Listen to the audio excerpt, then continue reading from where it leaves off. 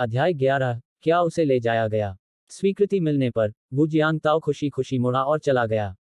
दोनों बच्चों को 10 मिनट से भी कम समय पहले ही दूध पिलाया गया था, इसलिए उन्हें इतनी जल्दी नहीं जागना चाहिए था, लेकिन फिर भी उसे जल्दी करनी थी, कहीं कोई अप्रत्याशित स्थिति ना आ जाए। एक पल रुकिए। वह रुका और पीछे मुड़कर देखा तो चेन जून कुछ शर्मिंदगी के साथ कह रही थी, तुम्हें कैफेटेरिया के बगल में स्थित मदर एंड बेबी स्टोर पर जाकर कुछ ऐसे पैड खरीद लेने चाहिए जिनसे दूध ओवरफ्लो ना हो। ओह ओह ठीक है। वू जियांगताओ को तुरंत एहसास हुआ कि उसे वाकई पैड की जरूरत है। हर बार जब वह खाना खत्म करती थी तो वे दो विशाल अन्न भंडार मानो बाढ़ के द्वार खोल देते थे और उन्हें कोई रोक नहीं सकता था। वह जल्दी से चला गया, इस बात से अनजान कि कल से लेकर आज तक इस नौसिखिया माता पिता के भोलेपन भरे व्यवहार का क्या असर हुआ था। कुछ लोगों द्वारा पहले ही निशाना बनाया जा चुका था। नीचे जाते समय वू जियांगताओ ने अपना फोन निकाला, थोड़ी देर सोचा और फिर एक कॉल किया। नमस्ते। फोन के दूसरी तरफ से एक बहुत ही परिचित आवाज सुनाई दी। माँ, उस बारे में। क्या आप आजकल व्यस्त हैं? अगर आप खाली हों तो क्या आप एफ सिटी आ सकती हैं? मैं यहाँ हूँ। अच्छा, यहाँ पहुँचकर आपको पता चल जाएगा। यह है शहर में स्थित किंगकियाओ मातृ एवं शिशु स्वास्थ्य अस्पताल है। जल्दी आइए। बात खत्म करने के बाद वू जियांगताओ ने अपनी माँ को सवाल पूछने का मौका दिए बिना सीधे फोन काट दिया। सोच विचार करने के बाद उसे लगा कि यह उतना सुरक्षित नहीं है, इसलिए उसने अपनी माँ को वीचैट पर संदेश भेजा, जल्दी आओ, मुझे सच में बहुत जरूरी काम है। बहुत अर्जेंट। क्यू सिटी में मदर वो पूरी तरह से हैरान दिख रही थी। आपातकालीन स्थिति, मातृ एवं शिशु अस्पताल, क्या ऐसा हो सकता है? पल भर में इस अनुभवी महिला के दिमाग में कई सवाल उठने लगे। ऐसा लग रहा था कि कॉलेज के दिनों में उसके बेटे की लू वान एर नाम की एक गर्लफ्रेंड थी। क्या उनका शादी से पहले कोई बच्चा था, या फिर लू वान एर गलती से गर्भवती हो गई और फिर उसका गर्भपात हो गया? जैसा कि मदर वू से उम्मीद थी, जो वर्षों से धारावाहिकों के प्रभाव में थी, उन्होंने पहले ही अनगिनत क्लासिक टीवी ड्रामा के दृश्यों की कल्पना कर ली थी। वह तुरंत उठी, जल्दी से अपना सामान पैक किया और जैसे ही वह दरवाजे से बाहर भागी, आंगन में शिष्य झान झून को शिक्षा दे रहे फादर वू ने उनकी जल्दबाजी में जाते हुए देखा और आश्चर्य से पूछा, इतने सारे बैग लेकर आप कहाँ जा रही हैं? एफ सिटी की ओर। अरे, फादर वू असमंजस में दिखे। रुको, तुम एफ सिटी क्यों जा रहे हो? उफ, आपातकालीन स्थिति, आप इतने सवाल क्यों पूछ रहे हैं? उसे अभी तक पता भी नहीं था कि मामला क्या है, इसलिए वह ज्यादा कुछ नहीं कह सकी। अगर सच में कोई गंभीर बात होती तो फादर वो उस बदमाश की जमकर पिटाई कर देते। बकवास। अगर तुम चले जाओगे तो दोपहर का खाना कौन बनाएगा? खुद बना लो, ऐसा तो नहीं है कि तुम्हें खाना बनाना नहीं आता। कई लोगों के लिए खाना। पिता वू ने असंतुष्ट भाव से बुदबुदाते हुए कहा, वह दादी बनने लायक उम्र की हो गई है, फिर भी हर समय भाग दौड़ करती रहती है। धड़ाम। माँ वू के कान हल्के से फड़फड़ाए। वह तुरंत रुक गईं, उनकी ओर मुड़ी और उनके चेहरे पर मुस्कान आ गई। तुमने अभी क्या कहा? फिर से कहो। प्रशिक्षण मैदान में गुरु और शिष्यों ने एक दूसरे की ओर देखा, तभी फादर वू ने जबरदस्ती हंसते हुए कहा, ही, कुछ नहीं, मैं तो बस उनसे पूछ रहा था, तुम में से किसे खाना बनाना आता है? दोपहर का खाना बनाने की जिम्मेदारी तुम्हारी होगी। शिष्य स्तब्ध होकर सिर हिलाते हुए कहने लगे कि वे ऐसा नहीं कर सकते। बड़े हो चुके आदमी होकर भी आपको खाना बनाना नहीं आता, क्या यह स्वीकार्य है? फादर वू ने उन्हें घूर कर देखा और दहाड़ते हुए कहा, आज से तुम सब खाना बनाना सीखोगे। जी हाँ, आज दोपहर के भोजन से ही शुरुआत करते हैं। हम्फ। तभी माँ वू ने संतुष्टिपूर्वक मुड़कर देखा और चली गईं। एफ सिटी, किंगकियाओ मातृ एवं शिशु स्वास्थ्य अस्पताल। बीप। आदमी चला गया है और औरत सो रही है। तीसरी मंजिल के गलियारे में एक आदमी नीचे उतरते हुए वू जियांगताओ की पीठ को घूरता रहा। उसने अपने फोन पर वीचैट खोला और अपने साथी को एक वॉइस मैसेज भेजा, अब तुम अपनी चाल चल सकते हो। ठीक है, बुनियादी जानकारी को अच्छी तरह याद रखें। कमरे में मौजूद अन्य लोगों की नज़र आप पर न पड़े, इसका ध्यान रखें। यदि आपकी नज़र पड़ जाए तो आपको बुनियादी सवालों के जवाब देने में सक्षम होना चाहिए। मुझे पता है, यह पहली बार नहीं है जब मैंने ऐसा किया है। एक अधेड़ उम्र की महिला भारी सामान से लदी एक बड़ी थैली लिए वार्ड में दाखिल हुई। कमरे में एक बच्चे का डायपर बदल रही बूढ़ी दादी ने ऊपर देखा और अनजाने में ही उसे परख लिया। महिला ने अपना मुखौटा उतारा और चेन जून के बिस्तर के पास गई। उसे सोते हुए देखकर उसने चुपचाप अपना सामान नीचे रख दिया और दोनों बच्चों को देखकर प्रसन्न हो उठी। ओह ओह, प्यारे बच्चों, दादी आ गई हैं।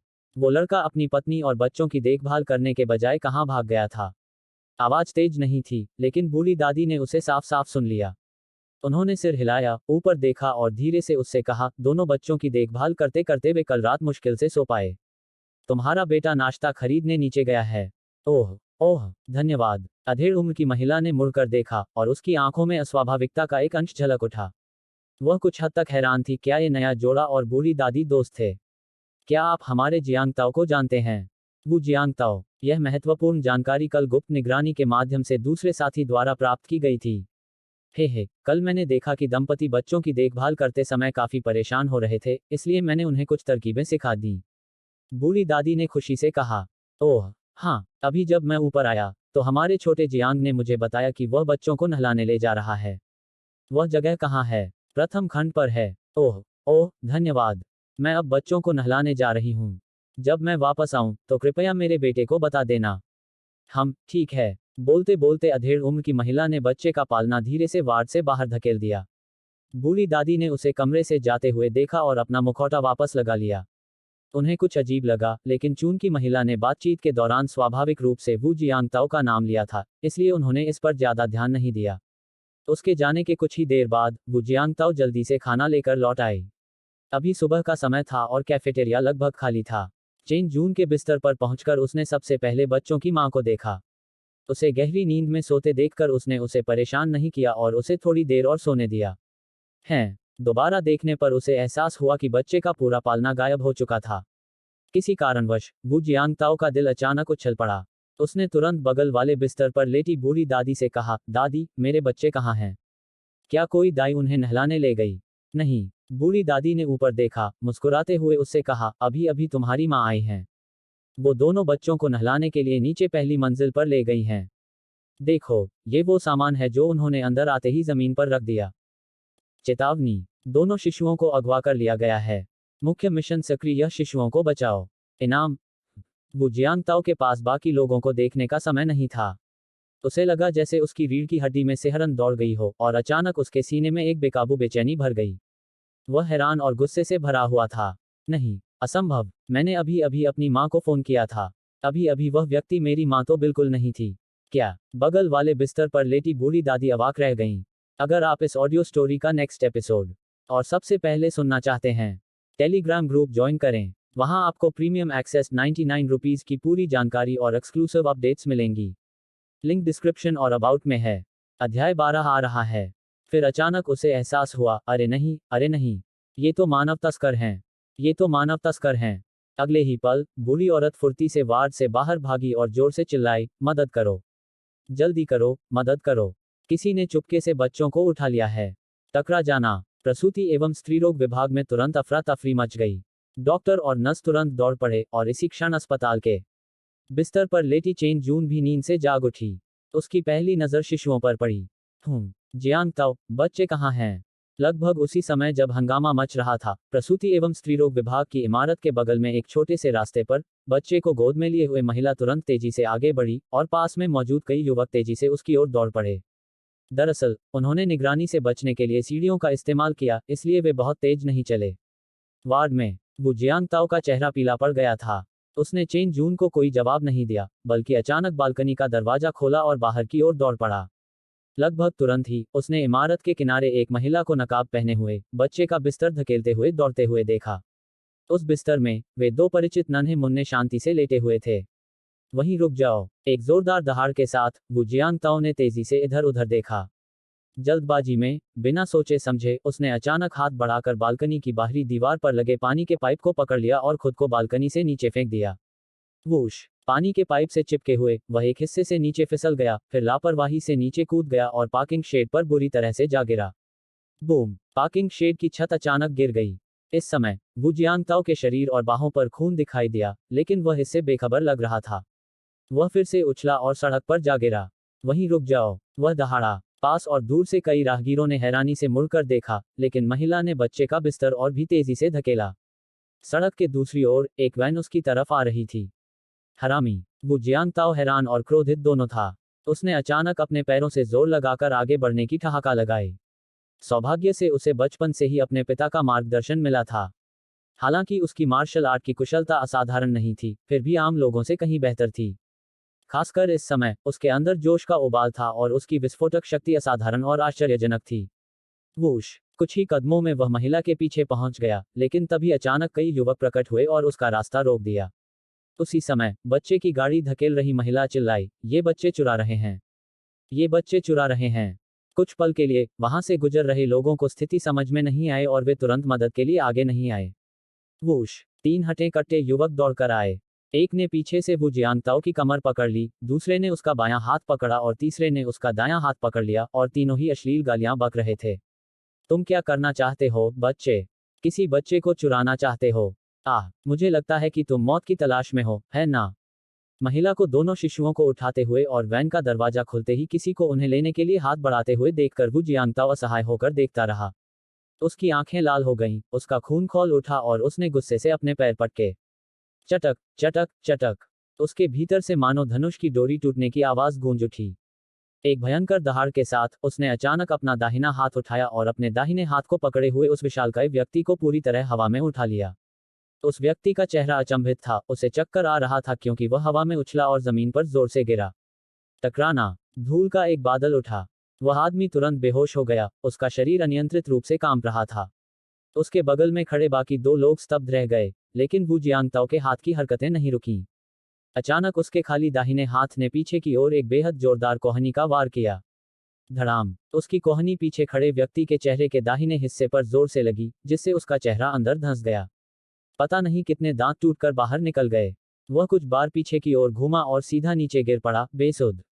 अंत में बाईं ओर बेहद करीब से चिपके हुए व्यक्ति पर वू जियांगताओ ने कोई दया नहीं दिखाई। उसने बाईं ओर एक छोटा सा कदम बढ़ाया और उसका दाहिना हाथ, जो अभी भी उसकी छाती के नीचे था, अत्यंत सटीकता के साथ उसके शरीर की मध्य रेखा पर तेजी से आगे बढ़ा। आधा कदम विस्फोट, धड़ाम, एक धीमी सी धमक के साथ यह मुक्का अधेड़ उम्र के आदमी की छाती और पेट के बीचों बीच जोर से लगा। वह आदमी हवा में पीछे की ओर उछल गया, फिर घुटनों के बल गिर पड़ा, अपना पेट पकड़कर पिछली रात और आज सुबह का सारा खाना उल्टी कर दिया। वू जियांगताओ को पता नहीं था कि अपने 2 बच्चों के छीन लिए जाने के सदमे से, उसकी ऊर्जा और रक्त के उफान के कारण, उसके परिवार की वंशानुगत हृदय इच्छा मुट्ठी तुरंत एक स्तर ऊपर चढ़ गई थी और पूर्णता प्राप्त कर चुकी थी। बेशक यह सीधे तौर पर सिस्टम के पिछले सुधारों से संबंधित था। अरे, पास ही में कई राहगीर जो सच्चाई से अनजान थे, आकर वू जियांगताओ पर चिल्लाने लगे, तुम लोगों को यूं ही क्यों पीट रहे हो?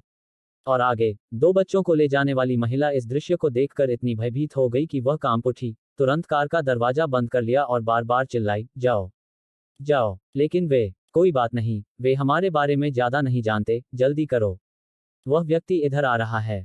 कुछ ही कदमों में वू जियांगताओ धीरे धीरे चल रही वैन तक पहुंच गया और दहाड़ते हुए बोला, गाड़ी रोको, मेरे बच्चों को वापस दो। लेकिन स्टार्ट हुई वैन ने उसे पूरी तरह से अनसुना कर दिया और चलने ही वाली थी। वू जियांगताओ ने सब कुछ अनदेखा करते हुए वैन के किनारे पर जोर से टक्कर मार दी। वो परिवार शिंगिकुवान, पहाड़ पर झुका भालू। यह युद्ध के मैदान में वो परिवार के पूर्वजों द्वारा सिखाई गई एक घातक तकनीक थी। इसकी शक्ति इतनी प्रचंड थी कि यह 1.8 मीटर लंबे व्यक्ति को कई मीटर दूर तक उड़ा सकती थी। टकराना, वैन के दाहिनी ओर का स्लाइडिंग दरवाजा अचानक एक बड़े हिस्से में धंस गया। भयानक बल के कारण खिड़की के पास खड़ी महिला के सिर के दाहिने हिस्से पर धंसे हुए दरवाजे से जोरदार चोट लगी। उसका दिमाग एकदम सुन्न हो गया और उसके दाहिने माथे से खून बहने लगा। न केवल वह, बल्कि पूरी कार आधा मीटर बाईं ओर खिसक गई, लेकिन कार फिर भी स्टार्ट हो गई और रफ्तार पकड़कर भागने ही वाली थी। रास्ते से अलग हटें, वू जियांगताओ ने दौड़कर आ रहे राहगीरों को धक्का देकर दूर हटाया, फिर कुछ और कदम बढ़ाए, अचानक छलांग लगाए और सचमुच कार की छत पर कूद गया। धड़ाम, गाड़ी में बैठे लोगों ने तुरंत ध्यान दिया। महिला चीखी, तेज गाड़ी चलाओ, उसे झटक दो, जल्दी। अचानक उसने अपना माथा पोंछा, उसका हाथ खून से सना हुआ था, और फिर चीखी, मुझे अस्पताल ले चलो, मेरे सिर से खून बह रहा है। आगे चल रहे ड्राइवर की बोलती बंद हो गई। यह जगह तो पहले से ही अस्पताल जैसी लग रही थी। बूम, इंजन की गर्जना के साथ वैन ने अपनी गति पकड़ी और तुरंत 50 किलोमीटर प्रति घंटे से अधिक की रफ्तार पकड़ ली।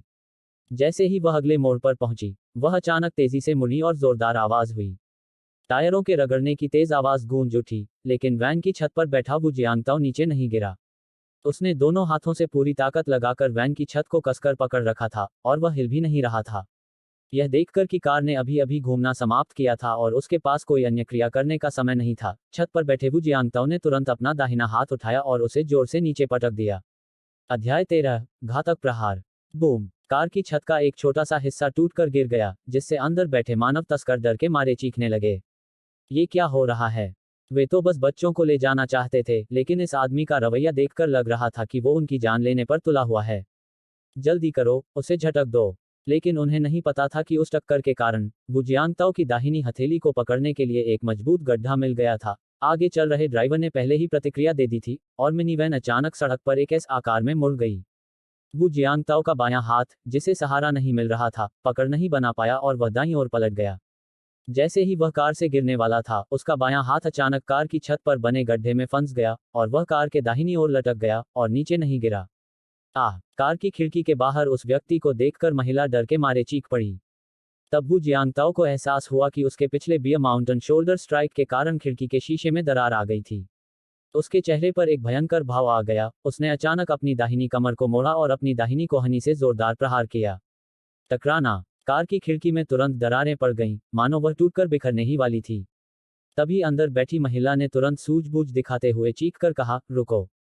अगर कार की खिड़की का शीशा टूटकर अंदर आ गया तो बच्चों को चोट लग जाएगी।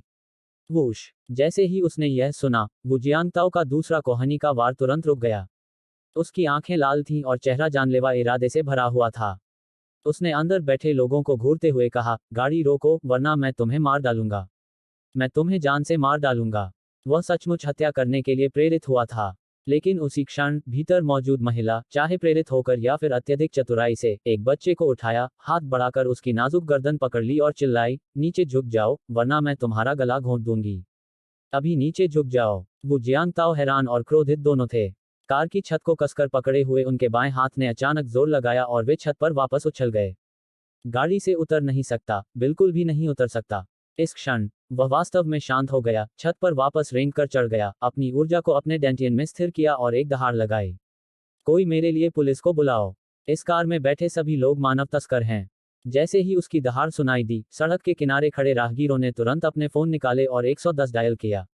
इतना ही नहीं, पास ही गश्त कर रही एक ट्रैफिक पुलिस की गाड़ी दिखाई दी। उसने कुछ गड़बड़ महसूस की और तुरंत सायरन बजाते हुए उनकी ओर तेजी से बढ़ी। बड़ी बहन, हमें क्या करना चाहिए? ट्रैफिक पुलिस आ गई है। शहरी गांव की ओर चलो। अंदर कई छोटे रास्ते हैं। हम गाड़ी वहीं छोड़ देंगे और किसी उपयुक्त जगह पर दौड़ेंगे। कई वर्षों से जियांगहू में रह रही बड़ी बहन से यही उम्मीद थी कि वह तुरंत सबसे अच्छा उपाय बताएगी। ठीक है। चीख। मिनीवैन ने सड़क पर एक तीखा मोड़ लिया और पलक झपकते ही शहरी गांव की संकरी सड़कों में घुस गई, जिससे वह यातायात पुलिस के पीछा करने से बच निकली। शहरी गांव में सड़कों पर अवैध रूप से बने कई साइनबोर्ड और कपड़े सुखाने की रस्सियां लटकी हुई थीं। वो जियांगताओ ने मौके का फायदा उठाया, ऊपर से हाथ बढ़ाया और कपड़े सुखाने की एक रस्सी को पकड़ लिया। धड़ाम। टूटी हुई रस्सी का आधा हिस्सा ही उसके हाथ में था। वो जियांगताओ ने आगे की ओर देखा, उसकी आंखों में तेज चमक थी, और उसने अचानक उसे आगे की ओर फेंक दिया। धड़ाम। आधा टूटा हुआ कपड़े सुखाने वाला खंभा तेजी से आगे की ओर उड़ा और हवा में लटके हुए सूख रहे चादरों और कपड़ों के ढेर से टकरा गया। खंभा टूट गया और कपड़ों और चादरों का ढेर तुरंत कार के ठीक सामने गिर गया, जिससे ड्राइवर की नजर अवरुद्ध हो गई। चीख। लगभग सहज ही ड्राइवर ने ब्रेक लगा दिए और वू जियांगताओ ने भी मछली की तरह आगे की ओर छलांग लगाने का मौका लपक लिया और उतरते ही तेजी से कार के बाईं ओर मुड़ गया। उसकी अविश्वसनीय फुर्तीली हरकतों को देखकर मिनीवैन चालक चौंक गया और उसने जल्दी से कार को फिर से चालू करने की कोशिश की, लेकिन दरवाजे का हैंडल पहले से ही वू जियांगताओ के हाथ में था। वू जियांगताओ, अपनी शक्ति में अभूतपूर्व वृद्धि से अनभिज्ञ होकर, सब कुछ अनदेखा करते हुए, अचानक अपनी कमर झुकाए और अपने दाहिने हाथ से अपनी पूरी ताकत लगा दी।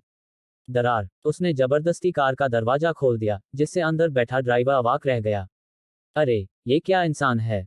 लेकिन वू जियांगताओ ने एक शब्द भी नहीं कहा और सीधे उसे एक जोरदार लात मार दी। टकराना। ड्राइवर को लात मारी गई और वह बुरी तरह घूम गया, उसका सिर यात्री के दरवाजे की खिड़की से टकराकर चकनाचूर हो गया। उसका सिर खून से लथपथ होकर नीचे लटक गया और वह हिल नहीं रहा था। देखने से तो ऐसा लग रहा था कि उसकी हालत काफी खराब थी। वू जियांगताओ ने कार के पीछे बैठे दो लोगों की ओर मुड़कर देखा, जो खून के धब्बों से लथपथ थे, उनसे एक भयंकर आभा फैल रही थी। बड़ी बहन और दूसरा अधेड़ उम्र का आदमी डर से कांप उठे। चले जाओ। अरे यार, हम निकल जाएंगे, बस हमें मारना मत, ठीक है? टकरा जाना। वू जियांगताओ ने अचानक कार का दरवाजा खोल दिया। नाजुक मौके पर बड़ी बहन ने सूझबूझ से दोनों बच्चों को सौंपते हुए कहा, लो लो लो, बच्चों को पकड़ो। हमें मत मारो, मत मारो। हम सब सभ्य लोग हैं, हिंसा का सहारा न लें, ठीक है? उसने लगभग सहज ही बच्चों को अपनी गोद में ले लिया और उससे निकलने वाली भयावह आभा नरम पड़ गई, साथ ही उसके चेहरे पर एक सौम्य भाव भी प्रकट हो गया। लगभग उसी समय दूसरे अधेड़ उम्र के व्यक्ति ने बड़ी बहन को एक नज़र देखा और पहले ही एक चमकदार छोटा चाकू निकाल लिया था, जो सीधे उसके पेट के निचले हिस्से की ओर बढ़ रहा था। वू जियांगताओ ने तुरंत इसे भांप लिया और लगभग सहज ही अपना पैर उठा लिया। हृदय इच्छा मुट्ठी, जंगली कुत्ता पेशाब कर रहा है। यह उनके परिवार में पीढ़ी दर पीढ़ी चली आ रही सबसे कपटी और क्रूर लात थी, जो तेज और अप्रत्याशित थी, जिससे बचाव करना बेहद मुश्किल था और सीधे प्रतिद्वंद्वी के निचले शरीर पर लक्षित थी। उसकी बेरहमी के लिए उसे दोष मत दीजिए। ऐसे खतरनाक चाकू का सामना केवल उसी जैसे प्रशिक्षित व्यक्ति ही कर सकता था। अगर कोई साधारण व्यक्ति होता तो शायद वह वहीं ढेर हो जाता। स्प्लैट! किसी चीज के टकराने और उड़ जाने की तेज आवाज गूंज उठी। अधेड़ उम्र का वह आदमी, जिसका चेहरा एक पल पहले गुस्से से भरा हुआ था, अचानक अपना बूढ़ा चेहरा बिगाड़कर एक अजीब सी चीख निकालते हुए ऊपर की ओर उछल पड़ा। गलतफहमी मत पालें, उस समय उसके पास कूदने की ताकत नहीं थी। यह पूरी तरह से वू जियांगताओ की लात की ताकत से संभव हुआ था। धड़ाम! वह आदमी एक मरे हुए कुत्ते की तरह 3 या 4 मीटर दूर जा गिरा। उसका पूरा शरीर जमीन पर एक उबले हुए झींगे की तरह सिकुड़ा हुआ था, तड़प रहा था और बेहद दयनीय स्थिति में था।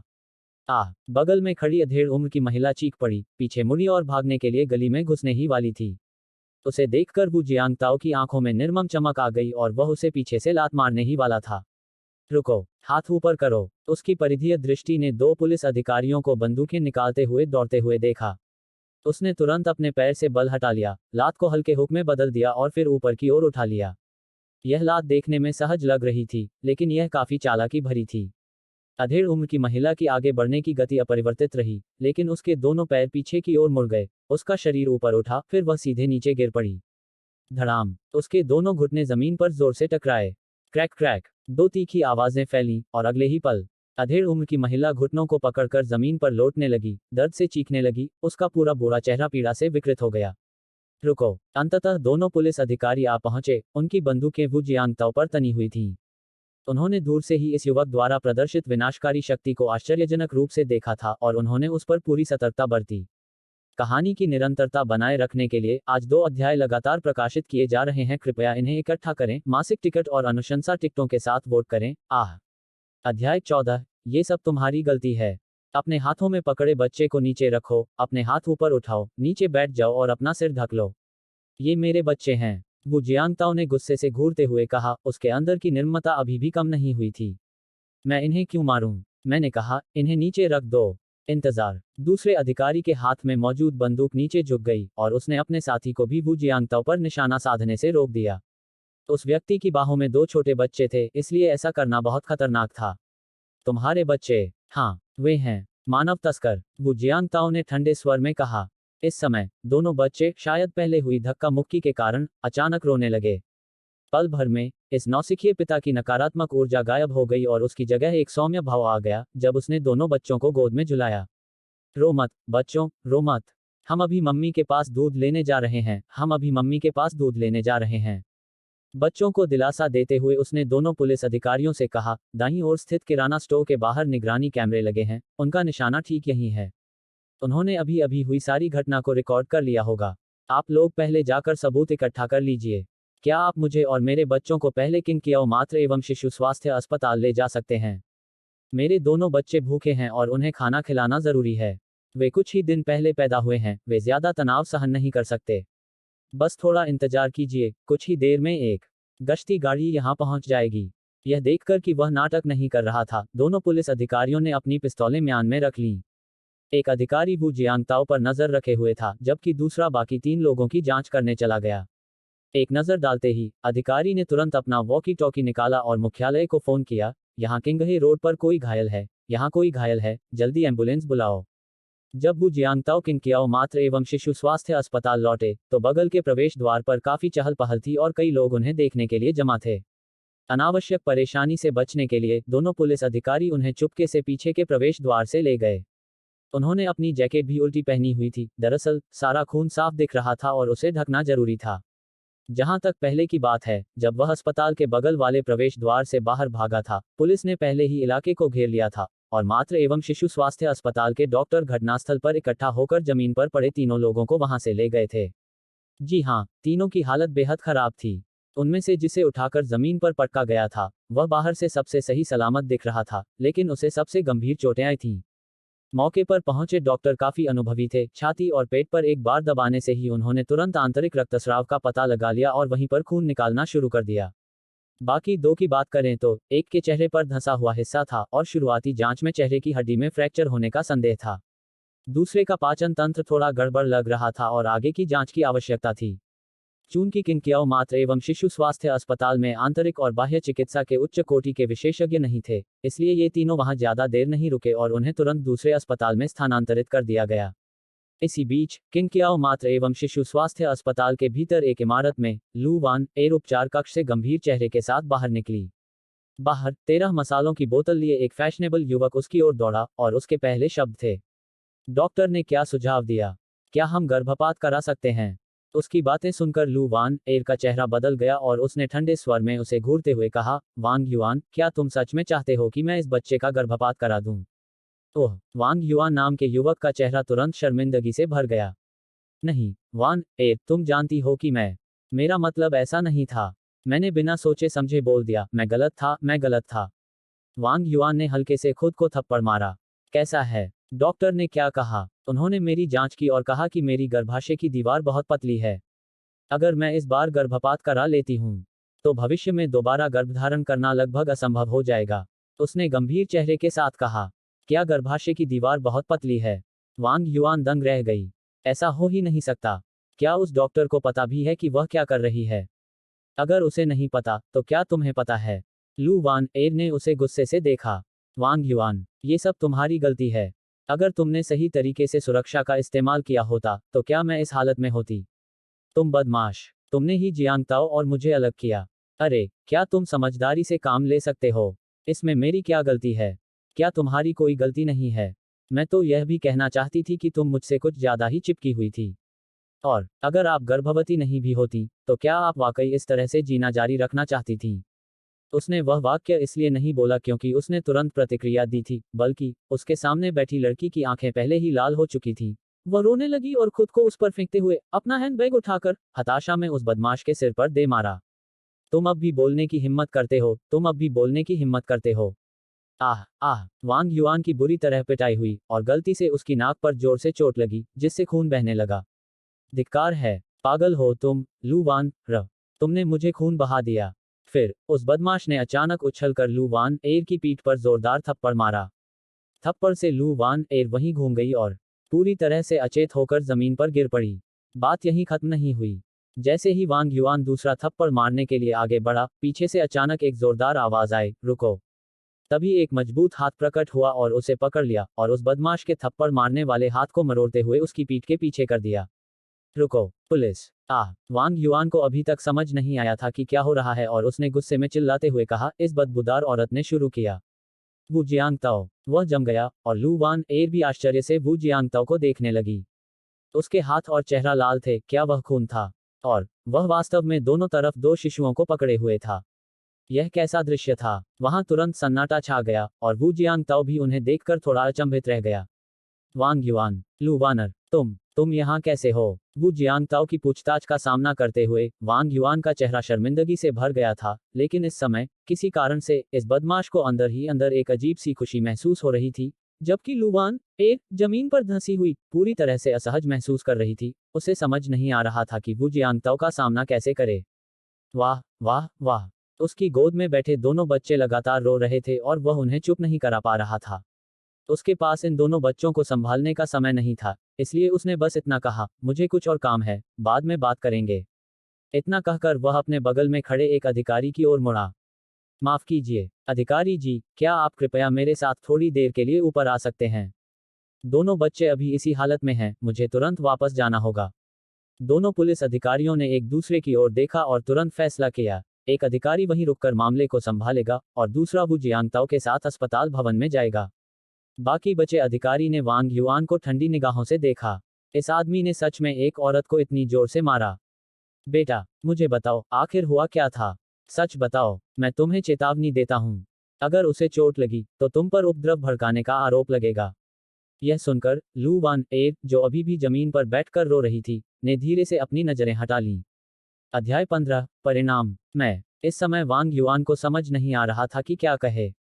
उसे लग रहा था जैसे आज उसकी किस्मत पूरी तरह से खराब है। अचानक गर्भावस्था की सूचना, यह दावा कि गर्भनाल इतनी पतली है कि गर्भपात संभव नहीं है, और उसके बाद का दृश्य। धिक्कार है, हे हे लू वान एर के खूबसूरत बाएं गाल पर थप्पड़ का निशान साफ दिख रहा था।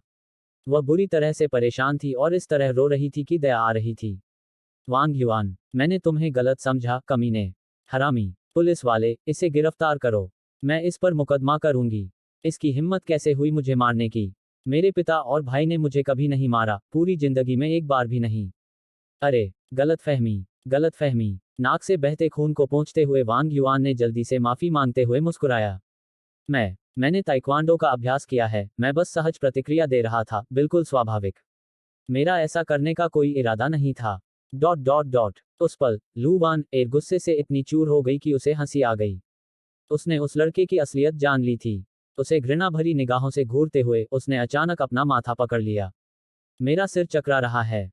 इसके साथ ही लू वान एर धीरे से गिर पड़ी और पास में मौजूद पुलिस अधिकारी तुरंत उसे पकड़ने के लिए दौड़ पड़ा। मानव मस्तिष्क की संरचना जटिल है। कई बार, भले ही जांच में कोई समस्या न दिखे, लेकिन जब तक रोगी अपने व्यक्तिगत अनुभवों का वर्णन करता है, डॉक्टर उससे संबंधित किसी संभावित बीमारी का निदान कर देते हैं। लू वान एर मूर्ख नहीं थी, बल्कि इसके विपरीत, वह बहुत बुद्धिमान थी। बेहोश होते ही, वह आगे होने वाली हर बात का तेजी से हिसाब लगाने लगी। उसे न सिर्फ मुआवजे के तौर पर बड़ी रकम चाहिए थी, बल्कि वह वांग युआन को कई साल जेल में देखना भी चाहती थी। वू जियांगताओ उस नाटकीय दृश्य और वहां चल रहे जटिल ड्रामे से अनजान था। इस समय वह दोनों बच्चों को गोद में लिए वार्ड के बाहर लौट आया था। कमरे से आती रोने की आवाज सुनकर चेन जून के चेहरे से घबराहट आखिरकार गायब हो गई, हालांकि वह अब भी बुरी तरह डरी हुई थी और उसका शरीर कमजोर महसूस हो रहा था। उसकी लंबी कदकाठी को अंदर आते देख चेन जून खुद को रोक नहीं पाई। उसकी खूबसूरत आंखों से लगातार आंसू बहने लगे। मेरे प्यारे बच्चों, वे यहाँ हैं, वे यहाँ हैं। वे खोए नहीं थे, वे खोए नहीं थे। उसने दोनों बच्चों को बेहद उत्साह से गोद में लिया और तुरंत उन शिशुओं को दूध पिलाना शुरू कर दिया, जिनके चेहरे रोने से लाल होकर बैंगनी रंग के हो रहे थे। उसका पीला चेहरा देखकर वू जियांगताओ सहज रूप से आगे बढ़ा और उसे गले लगा लिया, धीरे से उसे दिलासा देते हुए बोला, सब ठीक है, सब ठीक है। कोई भी हमारे बच्चों को हमसे छीन नहीं सकता, कोई नहीं। वू जियांगताओ को अपराधियों का पीछा करने के लिए बालकनी से कूदे हुए केवल आधा घंटा ही बीता था, फिर भी चेन जून के लिए यह छोटा सा आधा घंटा एक पीड़ादायक सदी जैसा लग रहा था।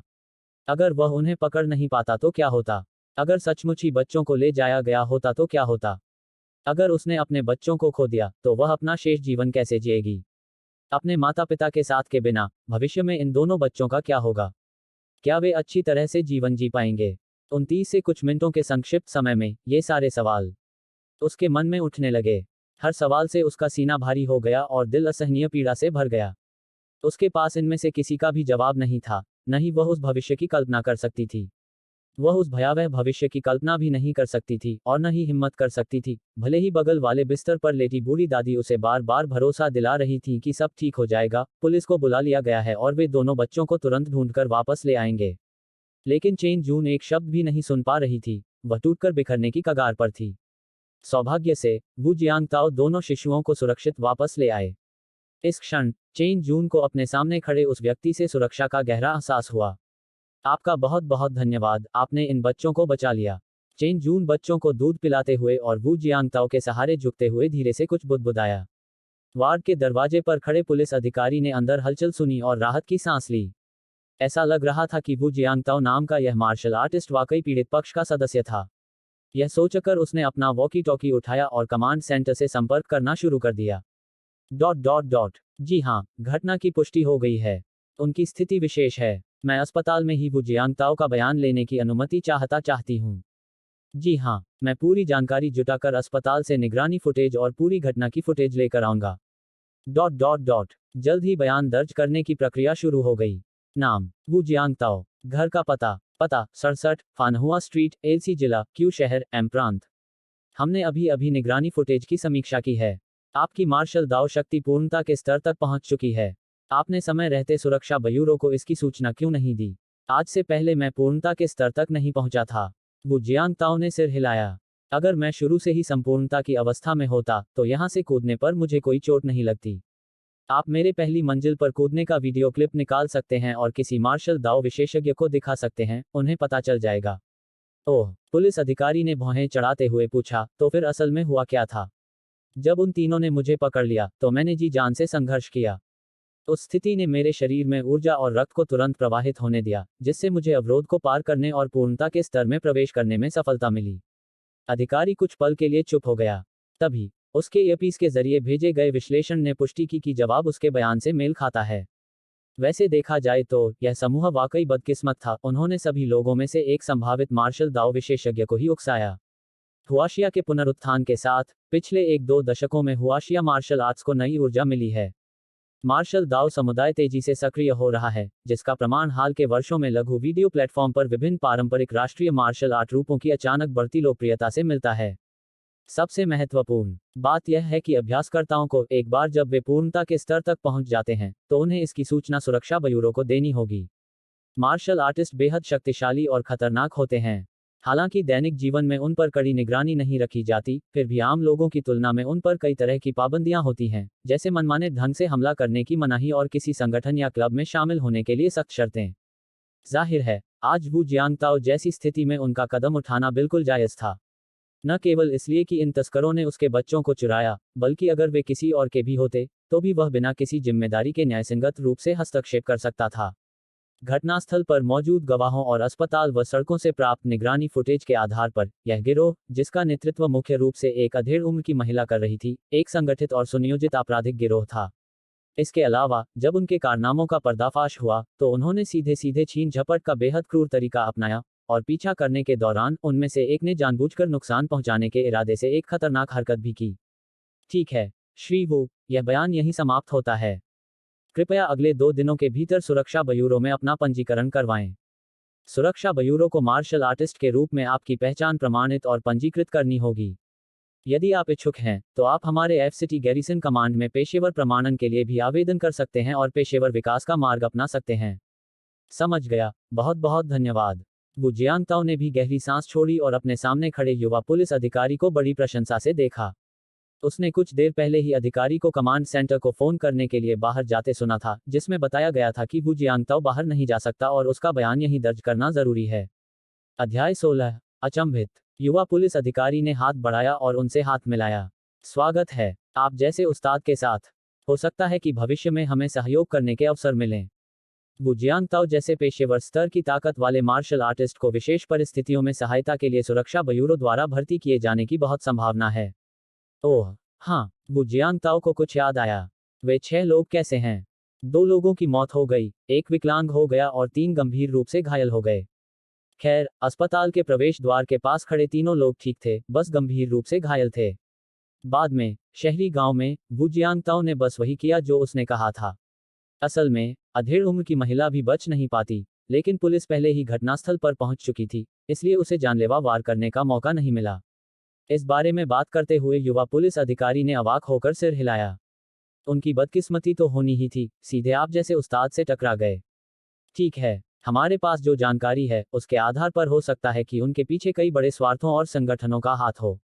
भले ही आप बहुत ताकतवर हों, फिर भी आपको सावधान रहना होगा। मैं समझता हूँ। इस बार वू जियांगताओ द्वारा किंगकियाओ मात्र एवं शिशु स्वास्थ्य अस्पताल, सड़कों और शहरी गांव में इन अपराधियों का पीछा करने, भागने और उनसे लड़ने से मची अफरा तफरी बहुत बढ़ गई। हालांकि एफ नगर सुरक्षा ब्यूरो ने तुरंत कार्रवाई की, लेकिन इन 6 लोगों के पीछे छिपे संगठित गिरोह ने तुरंत खुद को छिपा लिया, जिससे यह त्वरित कार्रवाई एक लंबी लड़ाई में बदल गई। डिंग डोंग, बधाई हो मेजबान, शिशु को बचाने का मिशन पूरा करने के लिए। मिशन का इनाम, एक प्राथमिक शारीरिक जीन संशोधन और 10 लाख RMB। पुरस्कार वितरण निर्देश, प्रारंभिक जीन संशोधन प्रक्रिया में अपेक्षाकृत लंबा समय लगेगा।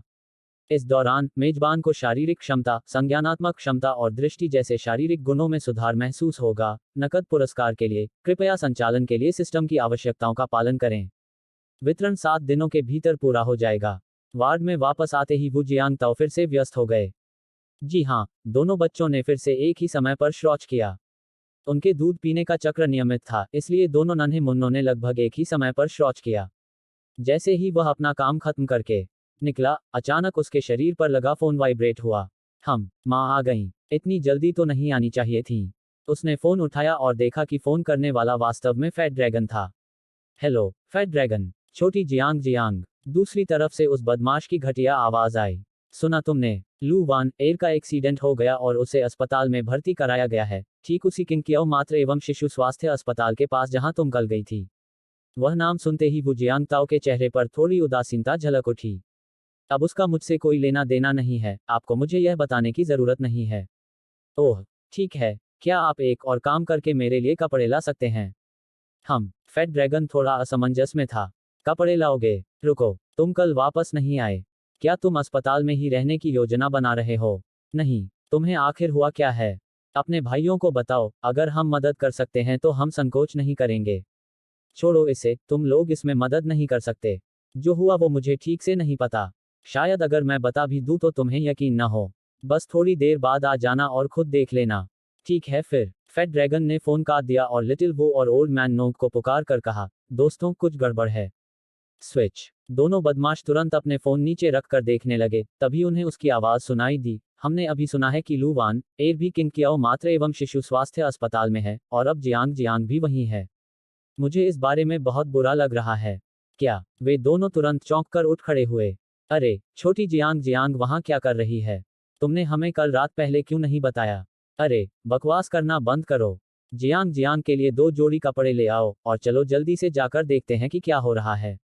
छात्रावास में मौजूद तीनों दोस्तों ने जल्दी से वू जियांगताओ के लिए कपड़े पैक किए, नीचे की ओर दौड़े, पूर्वी गेट से बाहर निकले और किंगकियाओ मात्र एवं शिशु स्वास्थ्य अस्पताल की ओर टैक्सी ली। कुछ ही देर में वे किंगकियाओ मात्र एवं शिशु स्वास्थ्य अस्पताल के मुख्य द्वार पर पहुंचे और भर्ती विभाग की 3री मंजिल पर चले गए। चुप रहो, बात मत करो, मैं उसे फोन कर दूंगी। फेड ड्रैगन ने अपना फोन निकाला और वू जियांगताओ का नंबर डायल किया। हेलो, आपने मुझे पहले बताया था कि आप प्रसूति एवं स्त्रीरोग विभाग की 3री मंजिल पर हैं।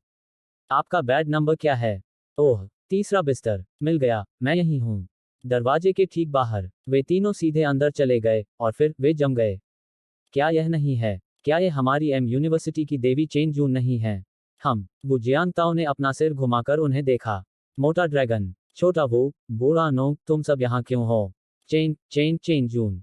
हेलो। अस्पताल के बिस्तर पर लेटे चेन जून ने भी उन्हें देखा, उन पर उदारतापूर्वक मुस्कुराया और सिर हिलाया। हे भगवान! बोलते हुए, फेड ड्रैगन और बाकी दोनों ने बिस्तर की ओर देखा और तुरंत स्तब्ध रह गए। ये 2 नन्हे नन्हे, नहीं, ये 2 प्यारे बच्चे कौन हैं? उन्हें धुंधला सा एहसास हुआ कि सोते हुए इन दोनों बच्चों के चेहरे जाने पहचाने लग रहे हैं। खैर, इस समय बच्चों के नन्हे चेहरे गोलमटोल दिखने लगे थे। जन्म के तुरंत बाद वाली झुर्रियां गायब हो गई थीं, और उनकी नन्ही आंखों और नाक में सचमुच किसी किसी मासूमियत झलक रही थी। ये दोनों बच्चे मेरे और चेन जून के हैं। आप। उन तीनों ने एक साथ अपना सिर घुमाया और अचंभित होकर वू जियांगताओ को घूरने लगे। उसने अपने तीनों दोस्तों पर खांसते हुए कहा, चलो बाहर बात करते हैं। यह कहते हुए, वू जियांगताओ उन तीनों को लेकर वार्ड से बाहर जाने के लिए मुड़ गया। फेड ड्रैगन और बाकी लोग आखिरकार होश में आए और अस्पताल के बिस्तर पर लेटे चेन जून की ओर बार बार सिर हिलाते हुए बोले, देवी चेन। अरे नहीं, भाभी जी, नमस्कार, हम पहले बाहर चलते हैं, बाद में बात करेंगे। अरे यार, आज से वू जियांगताओ उनके मुखिया बड़े भाई बन गए। नहीं, सिर्फ बड़े भाई ही नहीं। पिताजी, पिता। वार्ड से निकलते ही तीनों बदमाश तुरंत बेइज्जत हो गए। तुमने ये कैसे किया? अपने बेटों को सिखाओ। एक ही पल में शादी करना और बच्चे पैदा करना, यह अविश्वसनीय था। उनके ठीक बगल में, उनके सहपाठी और छात्रावास के साथी के साथ, एक ऐसी रहस्यमय घटना घटित हुई, जिसने उनकी कल्पना की सीमाओं को पूरी तरह से तोड़ दिया। शांत हो जाओ, शांत हो जाओ। आप लोगों को थोड़ा शांत और सामान्य होने की जरूरत है। वू जियांगताओ ने असहाय होकर आह भरी। हम शांत नहीं हो पा रहे हैं। छोटी वू रोते हुए बोली। क्या आपको पता है कि चेन जून हम सब लड़कों की सपनों की देवी है, और आप तो। मजाक को छोड़ दे तो, कुछ चीजों को अभी भी स्पष्ट करने की आवश्यकता थी। ये सब कब हुआ? बच्चा तो पैदा भी हो गया। हम तो हमेशा यही सोचते थे कि लू वान एर ने तुम्हें छोड़ा है, लेकिन इस स्थिति को देखकर तो लगता है कि तुमने ही उसे छोड़ा है। नहीं, ऐसा नहीं है। वू जियांगताओ भी असहाय था। मुझे कल तक पता ही नहीं था। चेन जून ने मुझे फोन किया था, इसलिए मैं यहाँ आया हूँ। लंबी चौड़ी व्याख्या के बाद, तीनों दोस्तों ने एक दूसरे की ओर देखा। पता चला कि यह कोई गुप्त रिश्ता नहीं था, बल्कि पिछले साल नियति की एक आकस्मिक मुलाकात का नतीजा था, जिसके बारे में उनमें से किसी को भी पता नहीं था। धिक्कार है, निर्धारित रिलीज का समय गलत था। क्षमा करें, क्षमा करें। अध्याय 17, माँ आ गई। एक पल इंतजार करें। फेड ड्रैगन का चेहरा आश्चर्य से भरा हुआ था। क्या तुम लोगों को अभी भी याद है कि उस चश्मे वाले बूढ़े आदमी ने कल जियांग जियांग के लिए क्या गणना की थी? बकवास। जैसे ही उसने यह कहा, शियाओवू और बूढ़े नोंग को भी तुरंत याद आ गया, उनके चेहरे हैरानी से भर गए। अविश्वसनीय, वह गणना सचमुच न केवल सटीक थी, बल्कि दैवीय थी। बिल्कुल, यह कहते हुए वू जियांगताओ ने अपना फोन उठाया और वीचैट के जरिए सीधे फेड ड्रैगन को 450 युआन भेज दिए। मेरा अनुमान है कि वह अभी भी पूर्वी द्वार के बाहर ही होगा। जब तुम इस बार वापस जाओ तो मेरी मदद करना और उसे ये पैसे दे देना। आखिरकार उसने वाकई सही अनुमान लगाया था। ठीक है, फेड ड्रैगन ने सिर हिलाया। मैं अकादमी के काउंसलर को सब कुछ समझाने और छुट्टी मांगने में तुम्हारी मदद करूंगा। शायद तुम कुछ समय के लिए अकादमी वापस नहीं आ पाओगे, है ना? हाँ, आपको मानसिक रूप से तैयार रहना होगा। बच्चों और प्रसवोत्तर माँ की देखभाल करना आसान नहीं है। उस मोटे आदमी ने वू जियांगताओ के कंधे पर जोर से थपथपाया। छोटे जियांग जियांग, अगले महीने तक, शायद अगले 1-2 साल तक भी तुम्हें भुगतना पड़ेगा, और ये जुड़वां बच्चे हैं। छी छी छी, तुमने अभी स्नातक की पढ़ाई भी पूरी नहीं की है, और तुम्हारी पत्नी और बच्चे भी हैं। ऐसा लगता है कि तुमने हम तीनों कुत्तों को यहाँ सिर्फ हमारा कत्ल करने के लिए बुलाया है। इसे इस तरह मत कहो, वू जियांगताओ ने गंभीरता से कहा। मैं तुम लोगों को यहाँ राशन खाने के लिए बुला रहा हूँ, इतनी बड़ी मात्रा में कि तुम्हारा पेट भर जाए। भाड़ में जाओ। कुछ देर तक इधर उधर मस्ती करने के बाद वे कुछ लोग वार्ड में लौट आए और शिशु के पालने के चारों ओर इकट्ठा हो गए और दो छोटे बच्चों को उत्सुकता से देखने लगे। वे कितने प्यारे हैं। मेरा मन तो इन्हें उठाकर थोड़ा थोड़ा खाने का कर रहा है, लेकिन ये बहुत छोटे हैं, इन्हें पकड़ने की हिम्मत ही नहीं हो रही। इनमें से बड़ा भाई कौन है और छोटा भाई कौन है?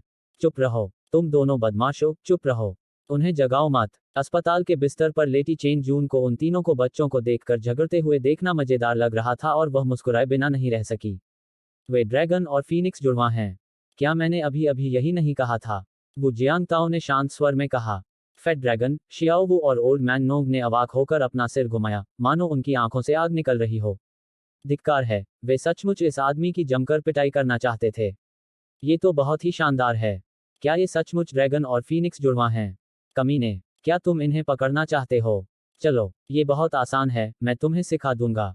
यह कहते हुए वू जियांगताओ ने शांत और सौम्य स्वभाव वाले बड़े भाई को गोद में उठा लिया। जैसे ही उसने उसे झुलाया, बड़ा भाई आराम से अपना छोटा सा सिर फैलाए सो रहा था। अपने हाथों को इस तरह फैलाएं। एक हाथ को कोहनी के मोड़ से थोड़ा ऊपर रखते हुए सिर को सहारा दें और दूसरे हाथ के मोड़ से नितंबों को सहारा दें। जी हाँ, बिल्कुल ऐसे ही। फेड ड्रैगन ने बच्चे को मंत्रमुग्धता भरी नजरों से देखा और उसके बेहद सतर्क व्यवहार को देखकर वू जियांगताओ को हंसी आ गई। बाकी दोनों ने भी बारी बारी से बच्चे को गोद में लिया। सभी बेहद खुश थे, क्योंकि उन्होंने एक नया कौशल सीख लिया था, बच्चे को गोद में लेना। ये तो बहुत हल्के हैं।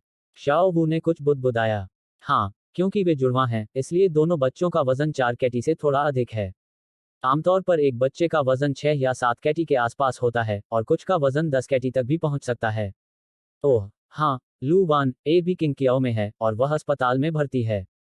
क्या वह भी यहाँ बच्चे को जन्म देने आए है? थप्पड़, तारांकन। फेड ड्रैगन ने तुरंत प्रतिक्रिया दी और शियाओ वू के कंधे पर थप्पड़ मारा, लेकिन बहुत देर हो चुकी थी। वू जियांगताओ ने अनजाने में अपना सिर घुमाकर चेन जून की ओर देखा, तो पाया कि वह उसे एक हल्की, समझदारी भरी मुस्कान के साथ देख रही थी। अहम, उसे थोड़ी बेचैनी महसूस हुई, लेकिन तभी उसने चेन जून को उत्सुकता भरे भाव से पूछते सुना, लू वान ए, क्या वह तुम्हारी प्रेमिका नहीं थी? क्या चल रहा है? क्या वह भी किंगकियाओ मातृत्व एवं शिशु देखभाल अस्पताल आई थी?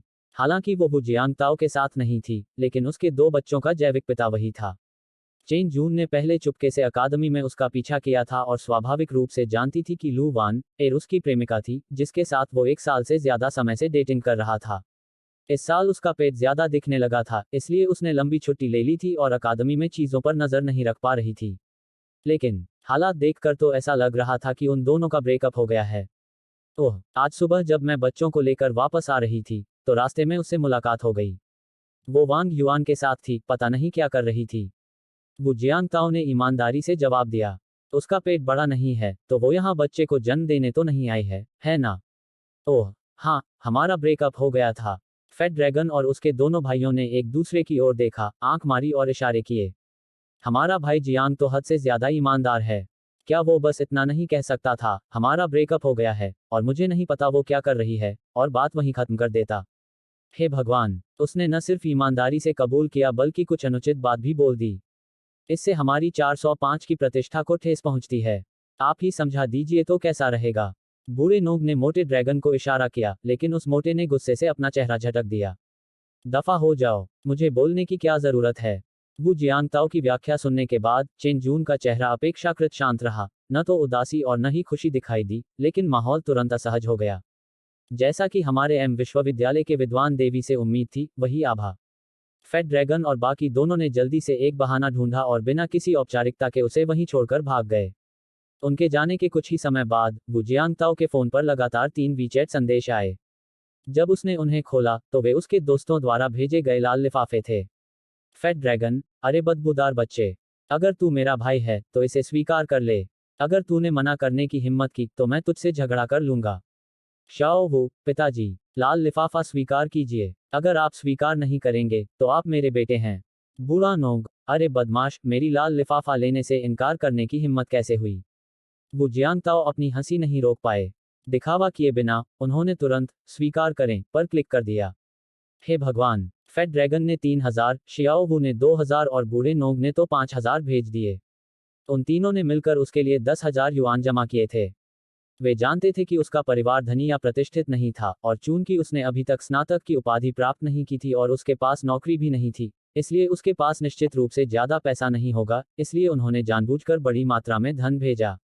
उसने चुपचाप इस बात पर ध्यान दिया। कभी कभी लोग चीजों के बारे में जरूरत से ज्यादा सोचते हैं, जिससे गलतफहमियां पैदा होती हैं, और उन गलतफहमियों के चलते अक्सर ऐसे काम कर दिए जाते हैं जो सभी को चौंका देते हैं। उदाहरण के लिए, मदर वू, जो अभी अभी किंकियाओ मातृत्व एवं शिशु देखभाल अस्पताल पहुंची थी, ने अपना फोन उठाया और सबसे पहले उन्होंने अपने बेटे को नहीं, बल्कि लू वान एर को फोन किया। नमस्ते। दूसरी तरफ से एक बेहद थकी हुई आवाज आई, जिससे दिल बैठ गया, लेकिन वो माँ तूफानों का सामना करने की आदी थी। उन्होंने शांत होकर मुस्कुराते हुए कहा, वान एर, मैं वू जियांगताओ की माँ हूँ। हम पहले मिल चुके हैं। लू वान एर एकदम स्तब्ध रह गई। उसे समझ नहीं आ रहा था कि वू जियांगताओ की माँ से फोन करके क्या चाहती है। वान एर, तुम अभी किंकियाओ मातृत्व एवं शिशु देखभाल केंद्र में कहाँ हो? कोई बात नहीं, मैं बस तुमसे मिलने आई थी। यह पुष्टि हो जाने पर कि लू वान एर भी किंकियाओ मातृत्व एवं शिशु देखभाल अस्पताल में था, माँ वू को अब आगे क्या हुआ होगा इसका अनुमान लगाने की जरूरत नहीं थी। उनका दिल पूरी तरह से बैठ गया। कितना गुस्सा! उन्होंने बाद में अपने बेटे से मिलने पर उसे सबक सिखाने की योजना बनाई थी। यह सचमुच अप्रत्याशित था। हालांकि उनका बेटा अतीत में थोड़ा शरारती रहा था, लेकिन उसकी शैक्षणिक प्रदर्शन ने दंपति को कभी चिंतित नहीं किया था, इसलिए वे हमेशा उसके स्वभाव के प्रति बहुत सहनशील रहे थे और उन्होंने परिवार के मार्शल दाव में प्रगति की भी सख्ती से मांग नहीं की थी, क्योंकि हर किसी में पेशेवर स्तर के मार्शल दाव को आगे बढ़ाने की प्रतिभा नहीं होती। लेकिन अब इस मां ने सचमुच अपने बेटे से ऐसी हरकत की उम्मीद नहीं की थी। यह बदबूदार बच्चा सच में 3 दिन अलग रहने के बाद एक थप्पड़ का हकदार है। अध्याय 18, एक शानदार जीत। मैं अस्पताल के भर्ती विभाग में हूँ, पहली मंजिल पर, बिस्तर संख्या 38 पर। लू वान एर ने कभी उम्मीद नहीं की थी कि सबसे पहले दौड़कर आने वाले उसके माता पिता नहीं, बल्कि वू जियांगताओ की माँ होंगी। वू जियांगताओ से हाल ही में हुई मुलाकात को याद करते हुए लड़की की आंखें तुरंत लाल हो गईं और उसका दिल पूरी तरह से भावुक हो गया। हालांकि पिछले हफ्ते उसने गुस्से में आकर उससे रिश्ता तोड़ दिया था और तब से उन दोनों ने एक दूसरे से संपर्क नहीं किया था, न ही वह सुलह के लिए वापस आया था, लेकिन मदर वू के आगमन ने उसे यह एहसास दिलाया कि इसलिए उसने हमेशा उसे अपने दिल में बसाए रखा था, वह हमेशा चुपके से उसकी परवाह करता रहा था। इस समय उसे वास्तव में पछतावा हो रहा था और उसने वू जियांगताओ के पास लौटने, उसके साथ अच्छा व्यवहार करने और उसे फिर कभी धोखा न देने का संकल्प लिया। लेकिन लू वान एर को यह नहीं पता था कि पिछले हफ्ते उसने दिखावटी तौर पर ब्रेकअप की पहल की थी, लेकिन असल में यह वू जियांगताओ की जानबूझकर की गई साजिश थी।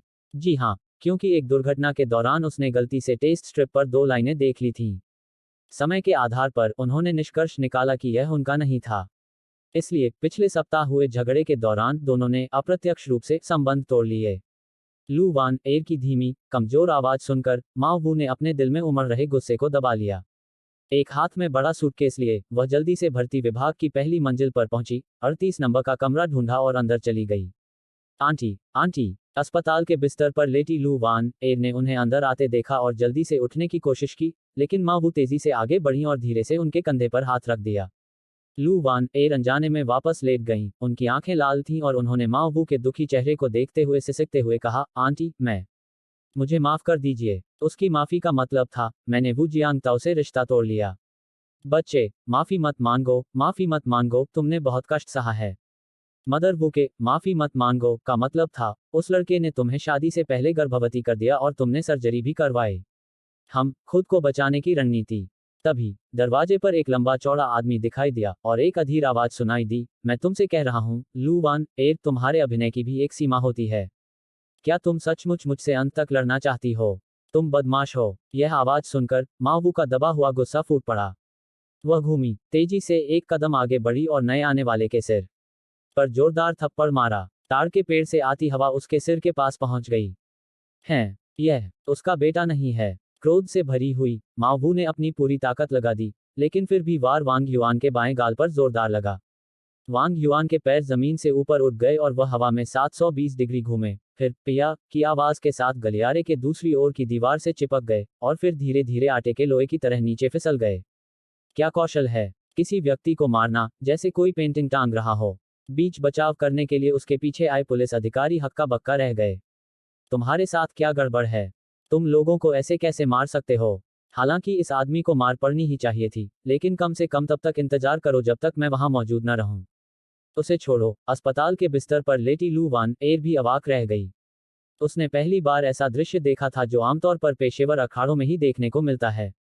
पुलिस अधिकारी भी असहाय था। वार करने वाला संभवतः लू वान एर का कोई बड़ा रिश्तेदार था और उसकी शक्ल सूरत से लग रहा था कि वह भी मार्शल आर्टिस्ट है। अभी अभी किया गया उसका वार सधा हुआ लग रहा था। उसने पीछे मुड़कर वांग युआन को देखा और यह पुष्टि करने के बाद कि उसे गंभीर चोट नहीं आई है, उसने माओवू को बस एक चेतावनी दी। आह आह! गलियारे में वांग युआन अचानक हौंफने लगा और कराहते हुए कमजोरी से अपने पैरों पर खड़ा हो गया। उसे चोट तो नहीं लगी थी, लेकिन वह बुरी तरह डर गया था। माओवू ने वार करते समय अपनी पूरी ताकत नहीं लगाई थी, केंद्रित बिंदु बल के बजाय व्यापक सतही बल का प्रयोग किया था, इसलिए हथेली का वार देखने में तो भयानक लग रहा था, लेकिन वास्तव में उतना घातक नहीं था। मैं कहती हूँ, चाची, क्या आप मुझे मारना चाहती हैं ताकि बच्चा बिना पिता के पैदा हो? लड़के ने डर से भरे चेहरे से माओवू की ओर देखा और तुरंत अपना अंतिम वार किया, इस डर से कि कहीं सामने वाला उसे गलती से मार न डाले। इस तरह की हथेली की ताकत निश्चित रूप से किसी मार्शल आर्टिस्ट की ही होती है। अगर उसे एक और वार झेलना पड़ा तो वह मरेगा तो नहीं, लेकिन अपाहिज हो जाएगा।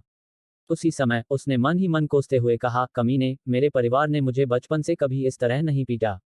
मैं अपने अंगरक्षक से बाद में तुम्हें सबक सिखाऊंगा। तारांकन। उसे लगा कि मदर वो लू वान एर की मां है। यह वाक्य सुनते ही माओवू के चेहरे पर तुरंत हैरानी के भाव आ गए।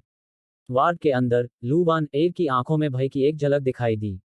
वह तुरंत उठ बैठी और गुस्से से चिल्लाई, वांग युआन, अपना मुंह बंद करो। आपने अभी कहा कि आप बच्चे के पिता हैं। नहीं नहीं चाची, मेरी बात सुनो। एक मिनट रुकिए, क्या आप लू वान एर की मां नहीं हैं? तीनों एक दूसरे की बात काटते हुए बोल रहे थे, जिससे पास में खड़ा पुलिस अधिकारी अपना सिर खुजलाने लगा। काफी देर बाद माओवू को आखिरकार स्थिति समझ में आ गई।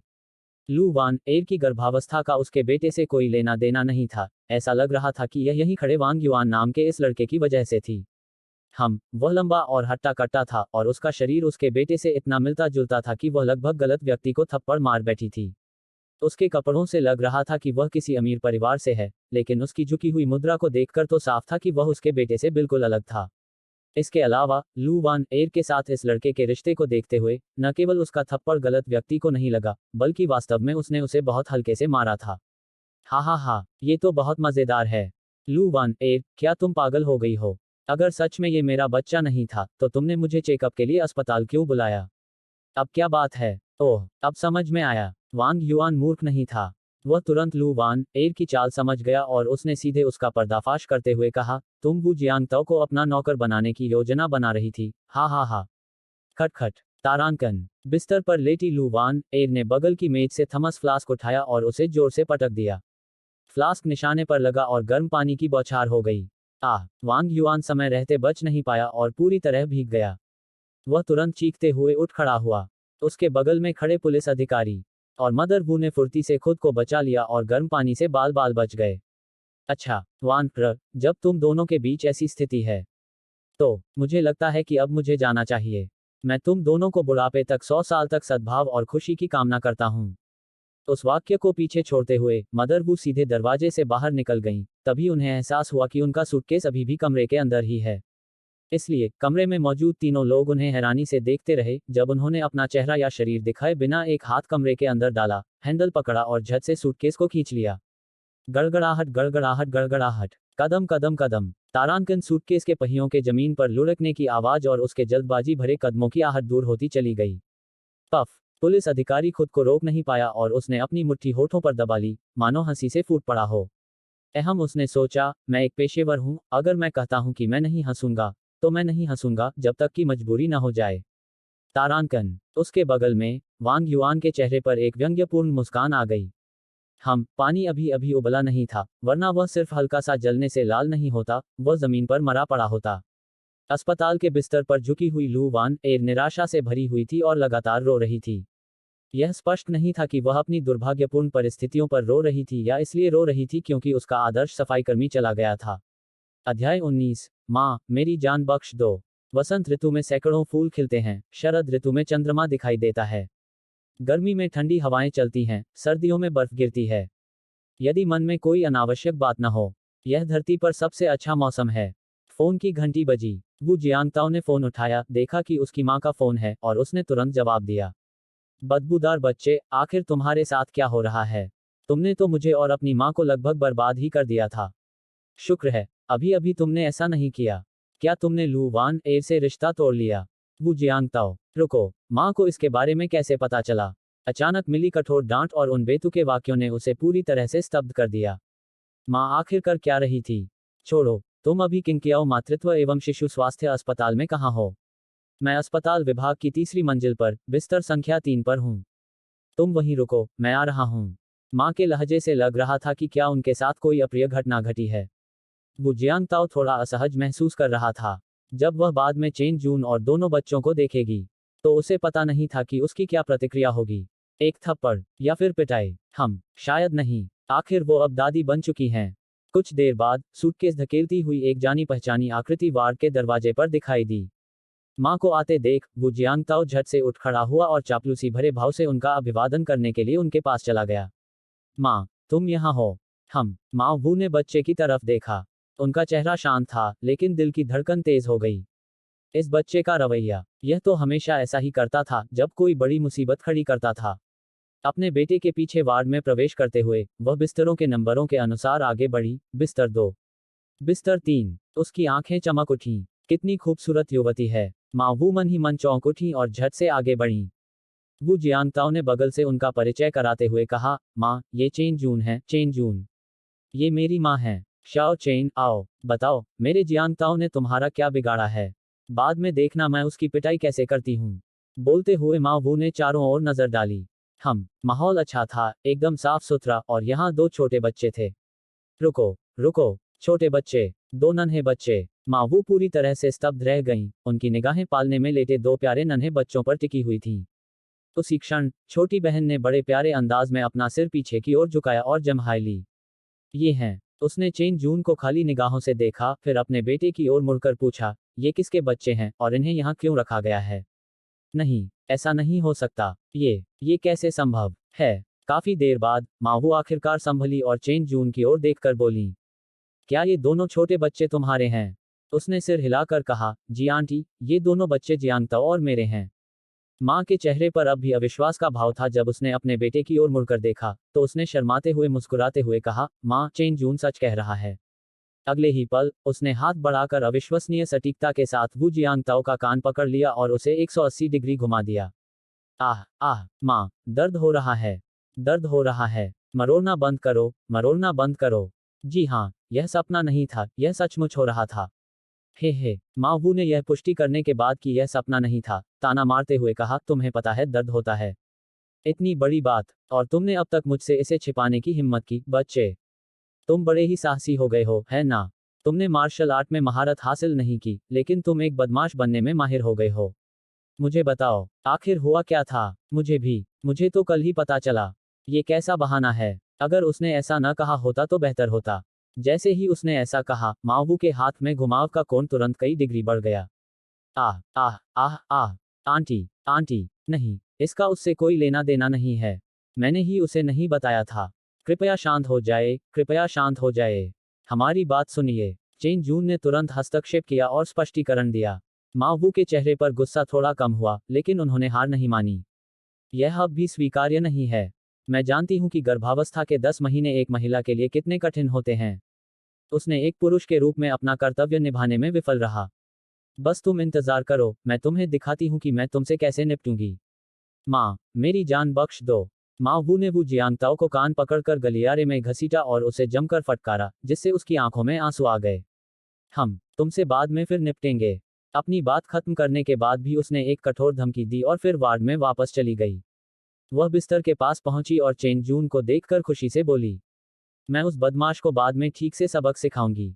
आओ चेन जून, मुझे अपना हाथ दो। मैं तुम्हारी नब्ज देखूंगी और तुम्हारे शरीर की जांच करूंगी। उद्धरण चिन्ह डॉट डॉट डॉट। ठीक है आंटी, क्या आप भी पारंपरिक चीनी चिकित्सा की चिकित्सक हैं? आप ऐसा कह सकते हैं। हालांकि प्राचीन वो परिवार मार्शल आर्ट का कोई प्रमुख परिवार नहीं था, फिर भी हृदय प्रेरणा मुट्ठी की उनकी विरासत कई पीढ़ियों से चली आ रही थी। कहा जाता है कि चिकित्सा और मार्शल आर्ट अविभाज्य हैं। माता वू का मूल नाम युवेन कियान था और हालांकि उनका उपनाम वू नहीं था, फिर भी वे वो परिवार की पिछली पीढ़ी की शिंगी कुवान की उत्तराधिकारियों में से एक थीं। आपके शरीर की नींव तो ठीक है, लेकिन आपकी ऊर्जा और रक्त में कमी है। आपको उचित स्वास्थ्य लाभ की आवश्यकता है। कुछ देर तक उसकी नब्ज जांचने के बाद माँ वू ने राहत की सांस ली। चूंकि यह सी सेक्शन था, इसलिए आप फिलहाल फिजियोथेरेपी या मोक्सिब्यूशन नहीं करवा सकती। इन 2 दिनों में आपको आराम करना है, कम सोचना है और कम चिंता करनी है। बच्चों को दूध पिलाने के अलावा उस बदबूदार बच्चे को बच्चों के डायपर और गंदगी संभालने दो। हम उसे इस समय खाली नहीं बैठने दे सकते। जब हम औरतें बच्चे को जन्म देती हैं, अगर हम उसे अभी काम नहीं देंगे, तो वह बाद में अपनी पत्नी का ख्याल कैसे रखेगा? यह कहना जरूरी है कि बुजुर्ग पीढ़ी अधिक समझदार है। हम महिलाएं और अपनी पत्नी का सम्मान करो जैसे वाक्यांशों ने चेन जून के मन में उसके प्रति तुरंत बहुत सद्भावना पैदा कर दी। हालांकि उसके चेहरे पर हल्की सी शर्म आ गई। जब उनका परिवार आपस में बात कर रहा था, तभी एक नर्स यंग मिस अंदर आए और उनसे बोली, बेड नंबर 3 में बच्चों को नहलाने, जांच कराने और टीकाकरण के लिए नीचे ले जाना होगा।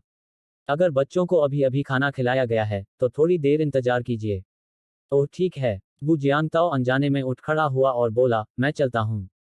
तुम अनाड़ी हो, यहीं रुको और अपनी पत्नी का ख्याल रखो। मैं जाता हूँ। माँ वू खड़ी हुई, अपने बेटे को खींचा, उसे एक नज़र देखा और दोनों बच्चों को धक्का देते हुए सीधे बाहर चली गई। उसके बेटे ने पीछे से पूछा, क्या आपको पता है कि यह कहाँ है? अगर मुझे नहीं पता, तो क्या मैं पूछ नहीं सकता? माँ ने बिना किसी औपचारिकता के जवाब दिया और दोनों बच्चों को धक्का देकर दूर कर दिया। वार्ड से बाहर निकलते ही उनके चेहरे से सख्त भाव तुरंत गायब हो गए और उनकी जगह एक आनंदमय भाव आ गया, क्योंकि वह मुस्कुराती हुई खुशी से दोनों शिशुओं की जांच करने लगी। बेटे, शाबाश, तुमने इतनी जल्दी अपनी माँ को दादी बना दिया। इतना खराब भी नहीं। अस्पताल के भर्ती विभाग से आते समय रास्ते में उन सभी प्यारे प्यारे बच्चों को देखकर उसे ईर्ष्या हो रही थी, लेकिन मदर वू ने कभी उम्मीद नहीं की थी कि उसका बेटा उसे इतना बड़ा आश्चर्य देगा। हालांकि संक्षिप्त मुलाकात से ही अनुभवी माता वू ने तुरंत समझ लिया कि चेन जून को उनके बेटे से कोई खास लगाव नहीं था। यह स्वाभाविक भी था। उनका रिश्ता पिछले साल अगस्त में उसी दिन शुरू हुआ था और उसके बाद से वे एक दूसरे से नहीं मिले थे। इसके अलावा पिछले साल उनके बेटे की एक गर्लफ्रेंड भी थी। एक माँ होने के नाते वह जानबूझकर उन दोनों को अपने रिश्ते को मजबूत करने के लिए अधिक समय दे रही थी, ताकि बच्चों के होने के बावजूद उनका अलगाव न हो। आज के समाज में यह स्थिति आम है। हालांकि बच्चे परिवार को जोड़ने वाली कड़ी होते हैं, लेकिन सबसे महत्वपूर्ण कारक पति पत्नी के बीच का रिश्ता ही रहता है। अध्याय 20, बच्चों का नामकरण। जल्द ही माँ वू दोनों शिशुओं को नीचे पहली मंजिल पर ले आई, जहां बच्चों को नहलाने के लिए पहले से ही काफी लंबी कतार लगी हुई थी। ओह, क्या ये ड्रैगन और फीनिक्स जुड़वां हैं या सिर्फ सामान्य जुड़वां? आगे बैठी एक आंटी, जिनकी उम्र लगभग 50 के आसपास लग रही थी, अनजाने में पीछे मुड़ी, पालने में 2 बच्चों को देखा और तुरंत ईर्ष्यालु भाव से पूछा, वे ड्रैगन और फीनिक्स जुड़वां हैं? माँ वू मुस्कुराते हुए बोली, तुम्हारे बच्चे का क्या? वह लड़का है या लड़की? आह, ये तो बदबूदार बच्चा है। हैं, तुम तो बहुत जवान दिखते हो। मदर वो वाकई बहुत जवान थी। वर्षों के मार्शल आर्ट अभ्यास ने उनके शरीर को सुगठित रखा था और उनके चेहरे पर उम्र का कोई निशान नहीं था। वह बिल्कुल 30 वर्ष की महिला जैसी दिखती थी। हाँ, जब भी उसका बेटा घर आता था, तो उसे बाहर ले जाना और दूसरों से अपनी तारीफ सुनना बहुत अच्छा लगता था। लोग कहते थे कि वह अपने बेटे के साथ माँ बच्चे की तरह नहीं बल्कि भाई बहन की तरह दिखती है। बिल्कुल नहीं, मेरी उम्र लगभग 50 साल है। वाह, आप लगभग 50 साल के हैं। आप खुद को कैसे फिट रखते हैं? आपको देखकर तो ऐसा लगता है जैसे आप 20 साल के ही हों। बातचीत शुरू होते ही महिलाएं आपस में बातचीत करने के लिए इकट्ठा हो गईं। अचानक उनमें से एक ने उस सुबह घटी एक घटना का जिक्र किया। आज सुबह बच्चे को अगवा करने की घटना ने मुझे बुरी तरह डरा दिया, और वह युवक जो उनका पीछा कर रहा था, वह किसी मार्शल आर्टिस्ट जैसा लग रहा था, इतना ताकतवर। उसने उन लोगों को पलक झपकते ही ढेर कर दिया। हाँ, तब तो 6 बजे भी नहीं बजे थे। सुबह सुबह, जब सब लोग अभी भी नींद में थे, उन्होंने हमला करने के लिए वही समय चुना। वे जुड़वा बच्चों को अगवा कर रहे थे, कथित तौर पर ड्रैगन और फीनिक्स जुड़वा बच्चे। क्या संयोग है, आपके पास भी ड्रैगन और फीनिक्स जुड़वा बच्चे हैं। माँ वू मुस्कुराईं और शांत भाव से अधिक जानकारी के बारे में पूछने लगीं। जल्द ही, उन्होंने पुष्टि की कि उस सुबह की घटना उनके बेटे के साथ घटी थी। बदबूदार बच्चा, उसने तो मुझे इसके बारे में बताया तक नहीं। जल्द ही, कतार में उनकी बारी आ गई। माँ वो अंदर नहीं जा सकी, इसलिए उन्होंने शीशे के काउंटर से देखा कि नर्सें बच्चों को बड़ी बेढंगी हरकतों से इधर उधर कर रही थीं, जिससे माता पिता चिंतित हो रहे थे। अन्य पिताओं और दादियों की तुलना में माँ वो बेहद शांत थीं। नर्सों की हरकतों से ही उन्हें तुरंत पता चल गया कि वे बेहद पेशेवर थीं। हरकतें देखने में बड़ी लग रही थीं, लेकिन वास्तव में बहुत सधी हुई थीं। उसे लगा कि वे हर दिन दर्जनों, या शायद सैकड़ों बच्चों को नहलाते होंगे। वे बहुत अनुभवी थे, इसलिए कोई समस्या नहीं होगी। नहलाना, शारीरिक जांच, टीकाकरण। आपको पहले यह फॉर्म भरना होगा, और साथ ही बच्चे का जन्म प्रमाण पत्र और परिवार पंजीकरण पुस्तिका भी लानी होगी। यदि आपके पास ये नहीं है, तो पहले इन्हें बनवा लें और फिर टीकाकरण के लिए वापस आएं। स्थिति स्पष्ट करने के बाद, मदर वू ने बच्चे के पालने को वापस तीसरी मंजिल के वार्ड में धकेल दिया। उद्धरण चिन्ह डॉट डॉट डॉट। मुझे जन्म प्रमाण पत्र बनवाना होगा। वू जियांग ताओ हैरान रह गया। वह मुड़ा और बाहर चला गया। मैं जाकर पता लगाता हूं कि मुझे किन किन चीजों की तैयारी करनी होगी। नर्स स्टेशन पर पूछने के बाद ही उन्हें एहसास हुआ कि यह काफी परेशानी वाली बात थी। बच्चे का जन्म प्रमाण पत्र बनवाने के लिए उन्हें विवाह प्रमाण पत्र, परिवार पंजीकरण पुस्तिका, पहचान पत्र और जन्म प्रमाण पत्र की आवश्यकता थी। पहली आवश्यकता ने ही उन्हें सिर दर्द दे दिया। अच्छा, अगर हमारे पास विवाह प्रमाण पत्र न हो तो क्या होगा? हाँ, अविवाहित बच्चों के जन्म प्रमाण पत्र भी बनवाए जा सकते हैं। मेडिकल जन्म प्रमाण पत्र के लिए पिता और माता दोनों की स्पष्ट पहचान आवश्यक है, इसलिए दोनों पक्षों की जानकारी भरें। बच्चे की मां द्वारा हस्ताक्षरित लिखित बयान देना सबसे अच्छा होगा, लेकिन यदि यह वास्तव में असुविधाजनक हो तो इसके बिना भी स्वीकार्य है। हालांकि, माता पिता के पहचान पत्र और जन्म प्रमाण पत्र जैसे अन्य दस्तावेज उपलब्ध कराने होंगे। नज ने इस तरह की स्थिति कई बार देखी थी और उसने बड़ी कुशलता से परिचय देना शुरू किया। वू जियांग ताओ डॉट डॉट डॉट। इन सब के अलावा एक और महत्वपूर्ण मुद्दा था, दोनों बच्चों के नाम जन्म प्रमाण पत्र पर लिखे जाने थे। उन्हें औपचारिक नाम चाहिए थे, सिर्फ उपनाम नहीं। ऐसा लग रहा था कि उन्हें पहले चेन जून से बात करके बच्चों के नाम तय करने होंगे। जैसे ही ये दोनों नौसिखिया माता पिता बच्चों की देखभाल कर रहे थे और नामों पर चर्चा कर रहे थे, उनके बीच धीरे धीरे एक खास समझ विकसित होने लगी। दोपहर में, एक ऐसा व्यक्ति तीसरी मंजिल के गलियारे में आ पहुंचा जिसे वहां नहीं होना चाहिए था। लू वान एर ने अस्पताल का गाउन पहना हुआ था और उसकी भौहों के बीच थकान झलक रही थी। उसकी नाजुक सूरत के साथ साथ, उसे देखकर लोगों में उसे बचाने की भावना जागृत हुई। वह चुपके से अपने परिवार को बिना बताए अपने वार्ड से बाहर निकल गई थी, और संयोग से उसने वू जियांगताओ को पहली मंजिल पर भागते हुए देखा, जो अपने हाथों में कई सामग्रियां लिए हुए बहुत खुश दिख रहा था। वह आखिर किन कियाओं में क्या कर रहा है? लू वान एर ने पुष्टि की कि लिफ्ट दूसरी मंजिल पर नहीं रुकी थी, इसलिए वह सीढ़ियों से ऊपर गई। तीसरी मंजिल पर पहुंचते ही उसने वार्ड में वू जियांगताओ और मदर वू को बच्चों को दुलारते हुए सुना। संदेह से भरी हुई, वह दरवाजे के बाहर खड़ी रही और दूर से अंदर झांका। यह पुष्टि करने के बाद कि वह वही है, वह दरवाजे के पीछे छिप गई ताकि कोई उसे देख न सके। मुझे कोई अच्छा नाम नहीं सूझ रहा। तुम्हारा क्या ख्याल है, चेन जून? अगर बड़े भाई का नाम वू चेन किंग और छोटी बहन का नाम वू पेयई रख दिया जाए तो कैसा रहेगा? आपको क्या लगता है? एक शांत और मधुर आवाज सुनाई दी, जिससे लू वान एर जमसी गई। ये आवाज इतनी जानी पहचानी क्यों लग रही थी? उसने दोबारा झांकने की कोशिश की और एकांत घाटी में खिले एक ऑर्किड की तरह शांत और निर्मल वह खूबसूरत चेहरा उसकी नजर में आ गया। चेन जून। उस पल लू वान एर स्तब्ध रह गई। वह एम यूनिवर्सिटी की मशहूर हस्ती को कैसे नहीं जानती थी। दोनों ही कॉलेज के कला समूह की सदस्य थीं। हालांकि चेन जून स्नातक हो चुकी थी और कॉलेज में सीनियर ग्रेजुएट छात्रा थी, लेकिन पिछले साल कॉलेज की सालगिरह के एक कार्यक्रम में उनकी मुलाकात हुई थी, भले ही वे घनिष्ठ मित्र नहीं थीं। हैं। कमरे के अंदर, सबसे सजग माँ वू ने तुरंत दरवाजे पर किसी की मौजूदगी का आभास किया।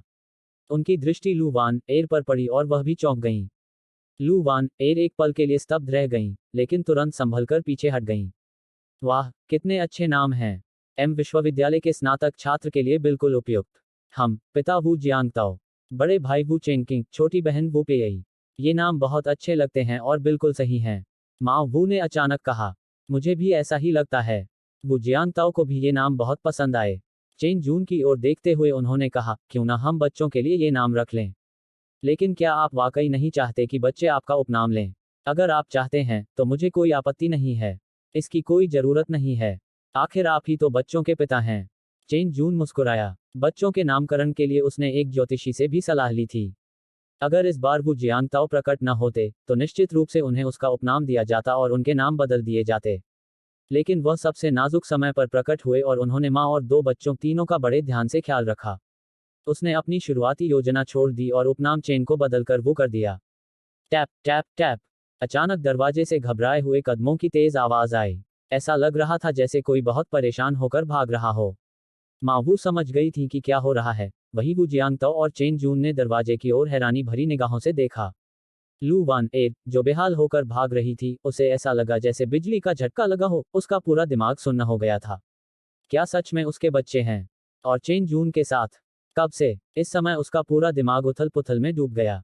भला यह कैसे संभव हो सकता है? बस दोस्तों, आज का एपिसोड यहीं तक। अगर कहानी मजेदार लगी हो, तो लाइक और फिक्शन ऑडियो हब को सब्सक्राइब के साथ थोड़ा टेलीग्राम ग्रुप ज्वाइन करें, वहां आपको सबसे पहले एपिसोड अपडेट्स मिलेंगी।